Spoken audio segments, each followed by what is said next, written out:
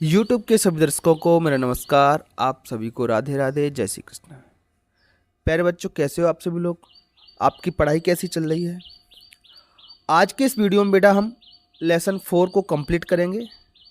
Question number 14 तक, प्रश्न क्रमांक 14 तक हमने वीडियो नंबर 7 में हल कर लिया था। ये हमारा वीडियो नंबर 8 है। ठीक है, तो चलिए शुरुआत करते हैं। अपनी अभ्यास पुस्तिका निकालिए, एडगेट अभ्यास पुस्तिका, इसका लेसन 4। बेटा किसी भी प्रश्न में आपको कोई भी डाउट हो तो आप मुझे कमेंट बॉक्स में कमेंट करके प्रश्न पूछ सकते हैं। बेटा पहला वीडियो इससे पहले जो आया है वो वीडियो देखना बहुत अनिवार्य है। उसमें हमने पूरे टॉपिक को पढ़ाया था और कुछ ग्रामर के क्वेश्चन भी हमने आपको कराए थे। जो टॉपिक था उससे ही प्रश्न इस आज की वीडियो में पूछे जाएंगे। तो अगर आपने वो टॉपिक को अच्छे से नहीं पढ़ाया तो थोड़ा कठिनाई आपको हो सकती है। जैसे प्रश्न क्रमांक 15 है, how many children can easily fit into Howrah? Howrah में कितने बच्चे आसानी से बैठ सकते हैं? तो बेटा वो चैप्टर में जो पढ़ाया था वहाँ पर रेड मार्क कर दिया था। उसमें साफ साफ लिखा था कि 6 से ज़्यादा बच्चे हावड़ा में आसानी से बैठ सकते हैं।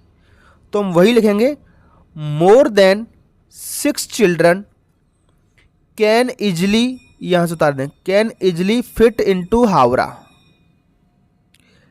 6 से ज़्यादा बच्चे एक बार में हावड़ा में बैठ सकते हैं। प्रश्न क्रमांक 16, how do the children feel? Children ने कैसा फील किया?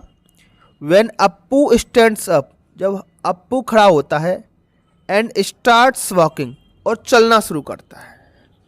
तो बेटा इसका जवाब भी मैंने आपको रेड करके पिछले वाले वीडियो में जब पार्ट पढ़ाया था वहाँ पर रेड कर दिया था। ठीक है, तो वो वाला वीडियो आप देखें, वहाँ से स्क्रीनशॉट भी ले लें या अपनी बुक में जो पाठ्य पुस्तक है उसमें निशान लगा लें। वहाँ पर ये बताया था, द चिल्ड्रन वर एक्साइटेड, बच्चे उत्साहित हुए, एंड अ लिटिल स्कैर्ड, और थोड़े से डरे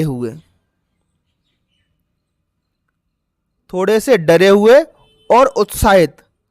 व्हेन, इतना से प्रश्न से जोड़ेंगे, when Appu stands up and starts walking, when Appu stands up and starts walking. तो जैसे ही हाथी खड़ा हुआ, उसने चलना शुरू किया, तो बच्चे थोड़े एक्साइटेड हुए और थोड़ा सा डर भी लगा। डर क्यों लगा? उनको डर था गिर नहीं जाए। पर ऐसा नहीं होता बेटा, जो हावड़ा था उसमें बैठने की पर्याप्त जगह होती है। प्रश्न क्रमांक 17, हाउ डू यू फील? आप कैसा महसूस करते हो? व्हेन का मतलब है जब। When you play with your pet animal, जब आप अपने पालतू जानवर के साथ खेलते हो। अब पालतू जानवर बिल्ली हो सकती है, कुत्ता भी हो सकता है, आपके घर में घोड़ा भी हो सकता है। तो आपको ये जवाब मन से देना बेटा, we feel excited and enjoyed, हम उत्साहित और अति आनंद महसूस करते हैं। We love to play with each other, हमें एक दूसरे के साथ खेलना बहुत पसंद है। बेटा प्ले की स्पेलिंग टाइप होने में मिस्टेक हो गई है, PLAY कर लेना। ठीक है, इतने दिनों से अंग्रेजी पढ़ रहे हो बेटा, इतना तो आप भी समझ गए होंगे, है ना। टू प्ले, बेटा ये सारी PDF जो मैं आपके लिए बनाता हूँ तो मोबाइल से टाइप करता हूँ हाथ से, तो कभी कभी टाइप करने में मिस्टेक हो जाती है, आप जानते हो। Question number 18, children are excited to see the elephant, change into interrogative. देखो प्रश्नवाचक में आपको बदलना है। पिछले वीडियो में इसके बारे में हमने बात की थी, आज फिर से बात करते हैं। बेटा जो वाक्य होते हैं ना, उनका स्ट्रक्चर याद रखना है हमें। अगर वाक्य साधारण होता है बेटा तो सबसे पहले सब्जेक्ट आता है, उसके बाद हेल्पिंग वर्ब मतलब सहायक क्रिया, उसके बाद मेन वर्ब मुख्य क्रिया, और लास्ट में ऑब्जेक्ट। ठीक है, ये हटा दो यहाँ से। ये स्ट्रक्चर साधारण वाक्य का। जब वाक्य इंटरोगेटिव करते हैं, प्रश्नवाचक करते हैं, तो ये जो हेल्पिंग वर्ब है इसको सब्जेक्ट के पहले लिखना होता है। देखो जैसे यहाँ लिख दिया, इंटरोगेटिव वाक्य में सबसे पहले हेल्पिंग वर्ब आएगी, फिर सब्जेक्ट आएगा, मेन वर्ब, ऑब्जेक्ट और लास्ट में ऐसा निशान प्रश्नवाचक। तो आज के इस प्रश्न में बेटा ऐसा ही आपको करना है। देखो ये आपका सब्जेक्ट रहा, ये आपकी हेल्पिंग वर्ब रही, ठीक है। तो बस इस हेल्पिंग वर्ब को आप, ये जो हेल्पिंग वर्ब आर है उसको चिल्ड्रन से पहले लिख दीजिए, आपका इंटरोगेटिव वाक्य बन जाएगा, ठीक है। क्या करना है, हेल्पिंग वर्ब को सब्जेक्ट से पहले। चलिए लिखते हैं, ये हेल्पिंग वर्ब है, इसको लिखो are. Are children excited to see the elephant और लास्ट में ऐसा निशान लगा दो, बन गया इंटरोगेटिव। अगर वाक्य इंटरोगेटिव है उसको अफर्मेटिव करना है तो इसी हेल्पिंग वर्ब को आप सब्जेक्ट के बाद लिख दो, इस तरीके से, सब्जेक्ट के बाद हेल्पिंग वर्ब, तो वाक्य कैसा हो जाएगा, अफर्मेटिव हो जाएगा। बहुत ही आसान है, हेल्पिंग वर्ब पहचानना आपको आना चाहिए। Does, do, is, are am, was, were, has, have, had, will, shall, ये हेल्पिंग वर्ब हैं। बस इनको सब्जेक्ट के पहले कर दें तो प्रश्नवाचक और सब्जेक्ट के बाद कर दें तो अफर्मेटिव, ठीक है। चलिए बहुत बढ़िया। फिर भी कोई डाउट हो तो आप बेटा आप कमेंट बॉक्स में मुझे पूछ सकते हो। लॉन्ग आंसर टाइप क्वेश्चन, कुछ 4 पंक्तियां दी गई, उनको पढ़ेंगे, उसके बाद प्रश्नों के जवाब हम देंगे। Read the poem carefully. I love little pussy, मुझे छोटी पुसी पसंद है। यह पुसी कहा गया बेटा कैट को, कैट को हम पुसी भी कहते हैं, बिल्ली को। Her coat is so warm, उसका कोट बहुत गर्म है। सो मतलब होता है बहुत, उसका कोट बहुत गर्म है। And if I don't hurt her, अगर मैं उसको हर्ट नहीं करूं, हर्ट मतलब नुकसान पहुंचाना,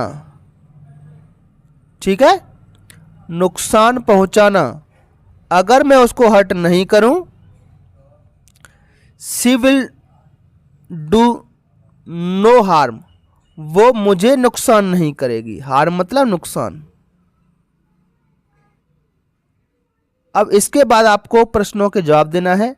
how is pussy's coat, pussy का कोट कैसा है, सो वार्म, ये लिखा है, तो लिखेंगे पुसीज कोट पे सहायक। देखो ये प्रश्न है तो प्रश्न में सहायक क्रिया पहले आती है सब्जेक्ट से, तो ये इज इससे पहले आ रही है।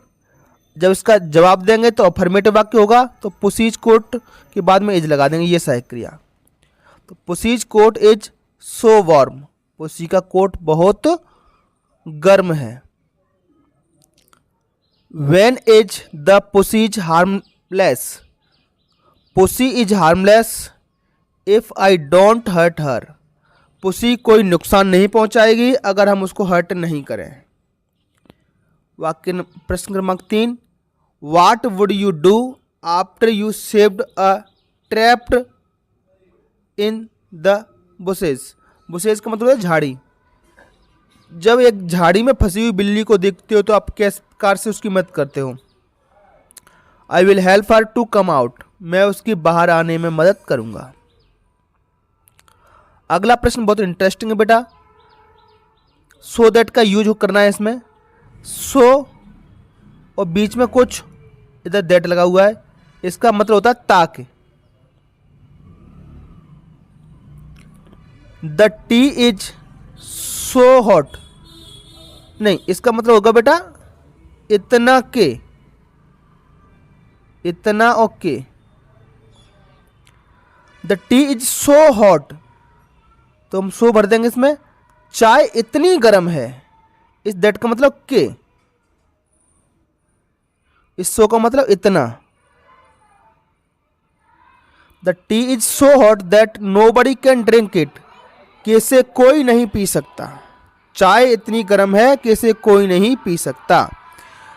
तो बेटा सो एक एडवर्ब होता है, इसको हमेशा एडजेक्टिव से पहले लगाएं।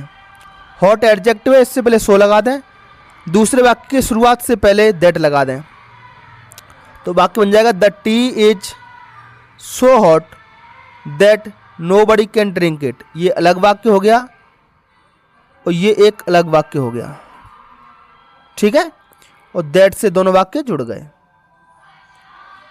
Right the rhyming word for harm, HARM, harm, ARM last में आ रहा है, तो इसके जैसा ही वार्म या फार्म, ये इसके दोनों राइमिंग वर्ड हो गए।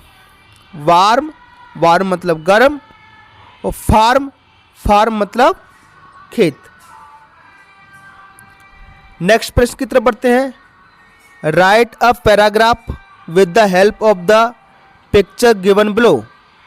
एक चित्र दिया गया है, इसकी मदद से आपको क्या करना है, पैराग्राफ बनाना है। There is a group of children, यहाँ एक बच्चों का ग्रुप है, आपको दिख रहा है। दे केम हेयर फॉर पिकनिक, वे यहाँ पर पिकनिक के लिए आए हैं। ऑल आर एन्जॉइंग, सब मज़े कर रहे हैं। They have many items to eat, उनके पास खाने की बहुत सी चीज़ें हैं, दिख रही हैं आपको। They also have some toys to play, उनके लिए पास खेलने के लिए कुछ खिलौने भी हैं, ये रखे हुए हैं। All the children set on the mat, सभी बच्चे एक चटाई पर बैठे हैं। अंडर अ ट्री, एक पेड़ के नीचे।